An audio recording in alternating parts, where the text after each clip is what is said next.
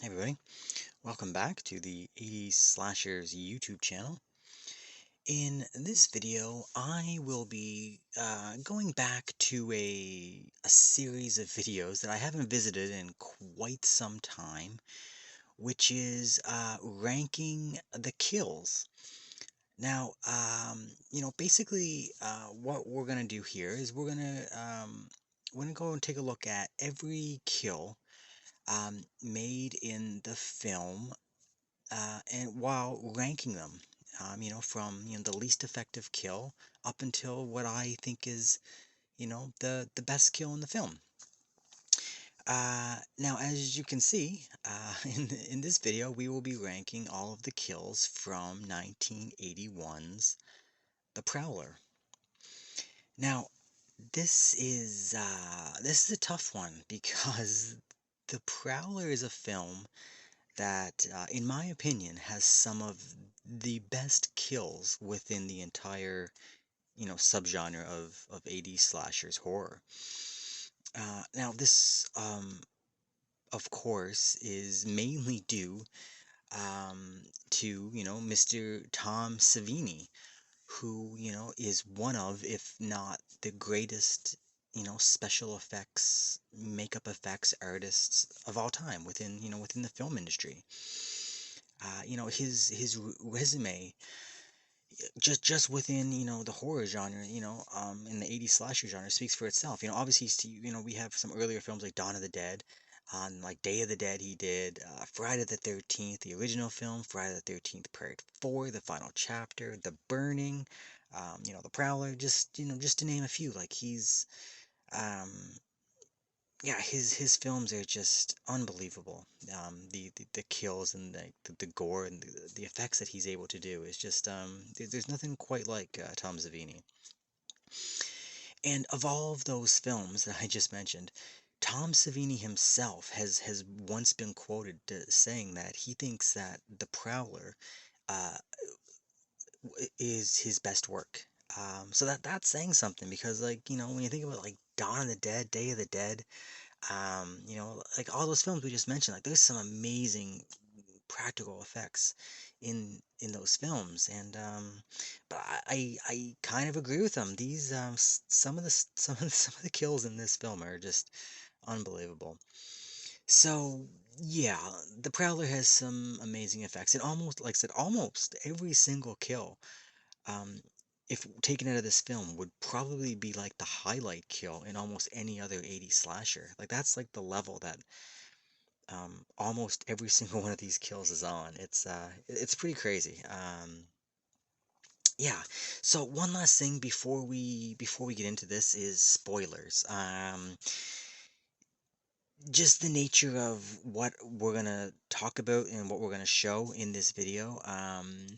Some of the ending and some of the plot points might be spoiled if you haven't seen the film. I'm not gonna talk about the reveal specifically, but um, yeah, if you haven't watched it and you watch this and go back, you're gonna see the killer's face in this video. So yeah, so just be warned and watch this video at your own risk, or if you haven't seen it, go and watch the Prowler first and then come back and watch this, whatever you want. But yeah, so just spoiler warning is out there now. Alright, so alright, the Prowler has a total of 7 kill scenes. So let's just start this off by taking a look at number 7.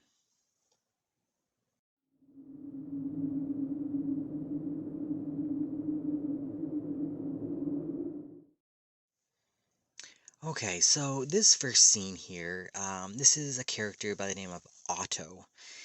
And yeah, obviously, like this is coming number 7. This is my least favorite of the kills. This is the only kill that I would say in this film that is not great. Like, there's nothing wrong with this kill. It's like it's okay, but it's I don't know. I would say this one's pretty average. Anytime there's someone killed with a firearm, it's just not great for the genre. And that's just the way it is, in my opinion. There's obviously exceptions to that, and one of them is coming up later in this in this video.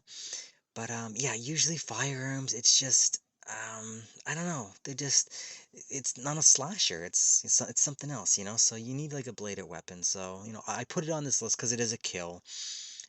But yeah, there's not really too much more to say about the death of Otto. So it's kind of sad, I guess, because he's kind of like a sad character. So he kind of tried to do the right thing and save the girl, but I don't know. Yeah, I don't know. So yeah, so coming at number seven, the without a doubt, in my opinion, the worst kill in the film is Otto. All right, let's move on and take a look at number six.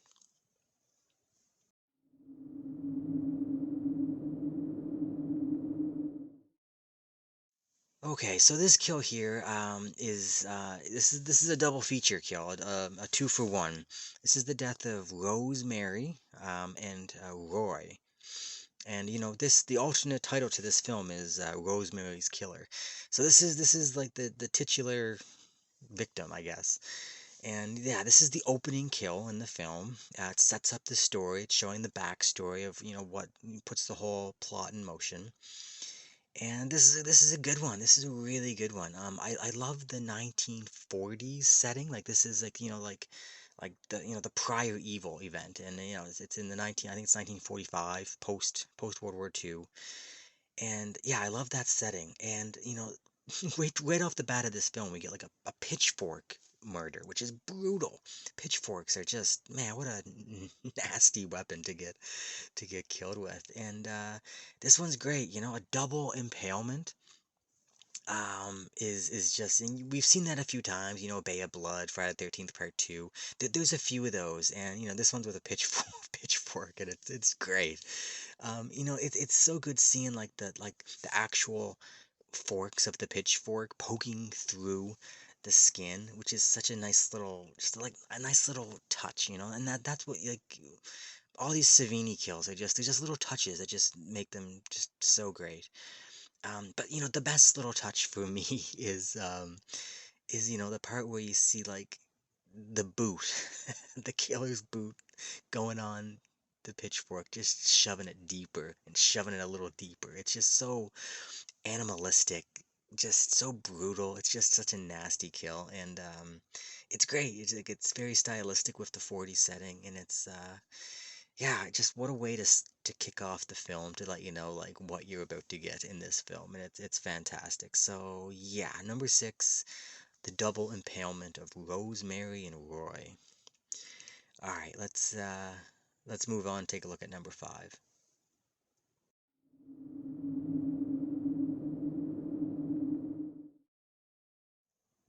All right, so coming at number five, we have this character is well, this is the killer. So here we go. This is the spoiler. So this is the killer getting his due end. It's character's name Sheriff George Foster.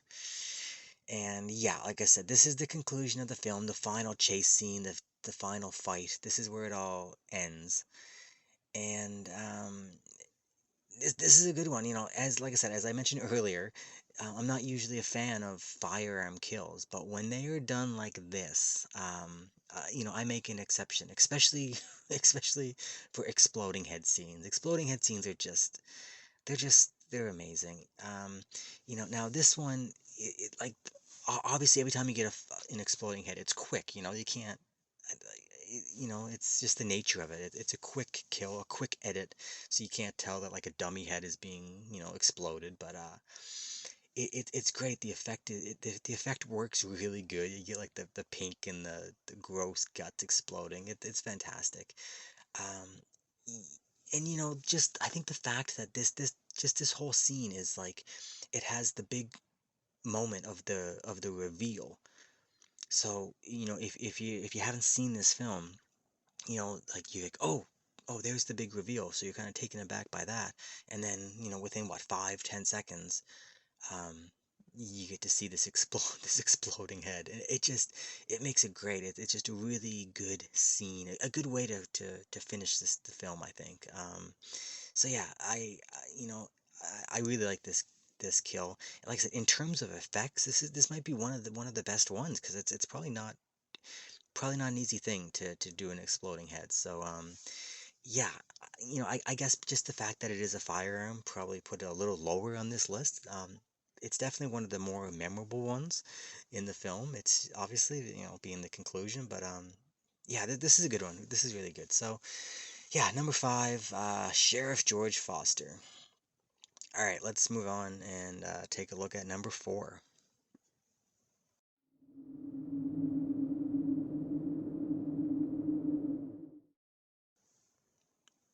Okay, so coming to number four here, this is a character by the name of Ms. Allison. She's like, one of the older adults that's kind of watching over some of the younger girls, and she's checking on one of the girls who's thought gone out to the swimming pool, and she sees the pool of blood, and her senses get up, and she realizes something's not right, and yeah, we she ends up basically getting a brutal stabbing in the neck, which you know, instead of like a throat slash and getting actually stabbed through the neck, it seems maybe more brutal than just a regular throat slashing. I don't know.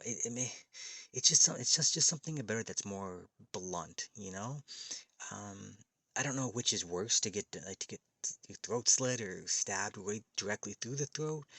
They're both pretty terrible. I don't know. It's just maybe we just don't see this. Like we see a lot of throats getting slit in these films, so maybe it's just something the shock factor to it. I don't know. But yeah, this is a good one. I love the setting. You like this hanging by the pool area, like the grassy hedge there. Like the killer's hiding in the hedge and just kind of grabs her from behind. Really well framed scene. But the best part of this is is just the amount of blood, the spurting blood. There's so much of it, and you just see it like just spurting, like shooting out like a couple inches from the wound, like over and over again. It's great. This kill of Miss Allison it's just your typical slasher kill from this era. It just has that style. This is what made the genre as popular as it was, like kills like this, it's just a really high end kill in my opinion. I think it's great, very very very good, stylistic and brutal. Uh, yeah, this is a good one. All right, let's move on and take a look at number three.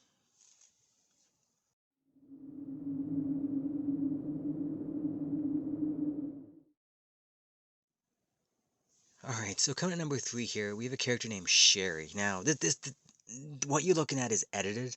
I had to edit a lot of this because I don't want YouTube to be whatever. So Um, yeah, so you're not getting to see the full kill here, but trust me, the full kill is fantastic.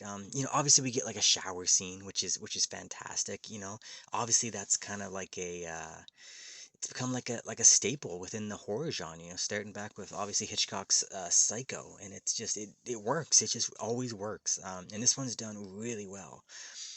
I love it when there's like when the kills are mixed with nudity, because it's kind of like the victim is really vulnerable, like they're at their most vulnerable. They're naked. They're doing either whether they're having like a sex scene, or they're just like naked in the shower, like in this one. It just really adds something to the scene. And it also kind of adds like that sleazy factor, and I love a little sleaze in these films. So yeah. And again, we get the pitchfork, which again is brutal. Pitchfork's it's just a terrible weapon, man, to get. And this one is like I said, it's better than the first one because we just get multiple stabs. She's getting stabbed right below her breasts, it's just right in the gut, right in the abdomen area. It's man, it's really graphic and really brutal. And we get to see, because of the shower, we see the water running down, washing the blood off her body down, and it's just very stylistic. It's just a really good look. Uh, yeah, like this. This kill just has so many elements of different things going for it. Like I said, like just the shower element, which is great. You get the nudity and the kill mixed together. The pitchfork being penetrated into her over and over again, just a great below her breasts. It's just kind of just sleazy kind of thing. The look of agony on her face as she's screaming, trying to fight off this maniac, and she's just not strong enough to fight off the pitchfork that just keeps getting shoved in her. Um, Yeah, this is a great one. This is really good. Just a great looking kill.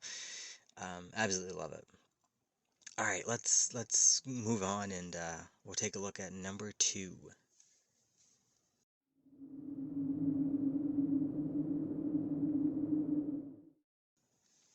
All right, so coming to number two here, we have a character by the name of Lisa. She's out having some fun late at night in the swimming pool when she gets attacked in the swimming pool, which again, very vulnerable, very shocking and surprising if you were the victim. And this is probably the most stylistic kill in the film. Um, I went back and forth between this and number one, which is my favorite. That this could have easily been my favorite kill in the film. That this one is just fantastic.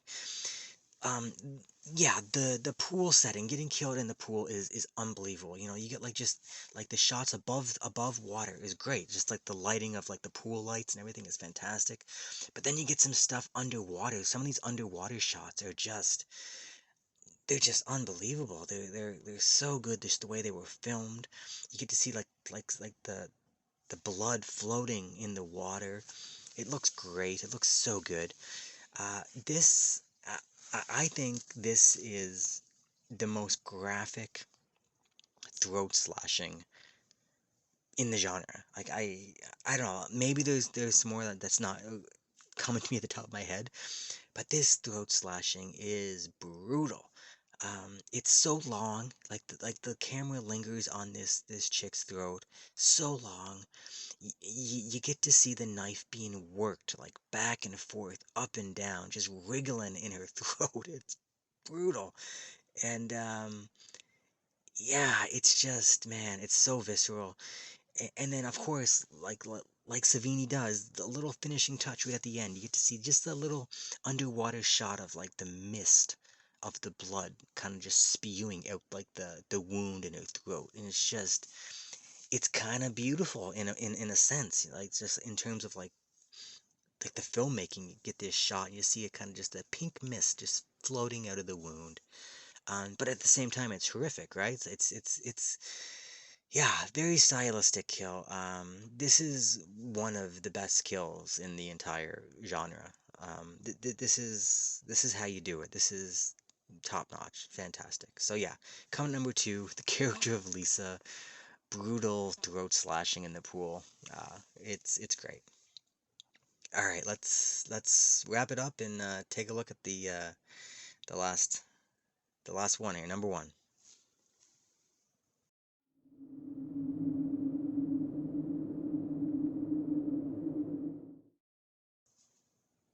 All right, so yeah, number one, this is a character by the name of Karl, and yeah, this poor dude is just waiting for his girlfriend in the shower, and the Prowler sneaks up behind him and shoves a large knife through the top of his head, which comes out of his chin, which is crazy. Like what? This kill is just so brutal, and it's great. It's just the originality of this.